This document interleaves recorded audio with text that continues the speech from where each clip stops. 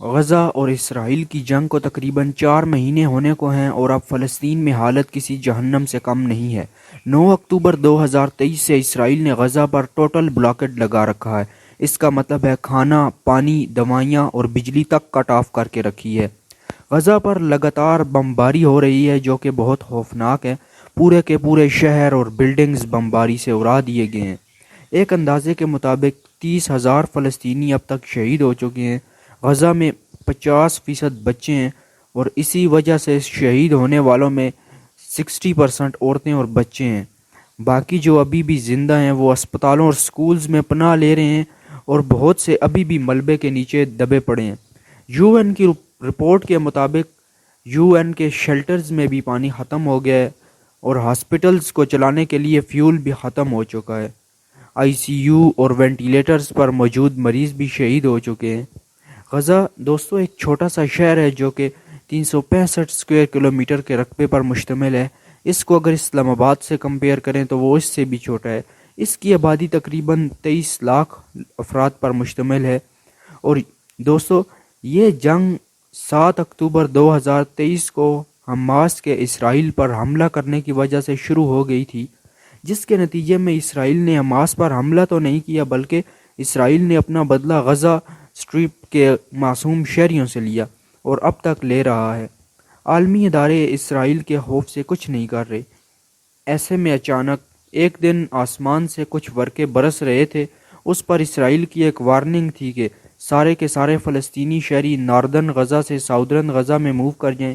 اس کے نتیجے میں 6 لاکھ لوگ ناردرن غزہ سے ایویکویٹ کر کے ساؤدرن غزہ میں چلے گئے اور 5 لاکھ لوگوں نے ہجرت نہیں کی۔ لیکن اس کے باوجود بھی اسرائیل کے حملے ناردرن اور ساؤدرن غزہ میں لگاتاری سے برستے رہے۔ اسرائیل نے خان یونس جو کہ ساؤدرن غزہ کا ایک شہر ہے اس پر حملے اور ملٹیپل ایئر سٹرائکس کیے۔ اس کے علاوہ اسرائیل نے رفح کراسنگ بارڈر پر 3 ایئر سٹرائک کیے۔ دوستو یہ ایریا کافی امپورٹنٹ ہے۔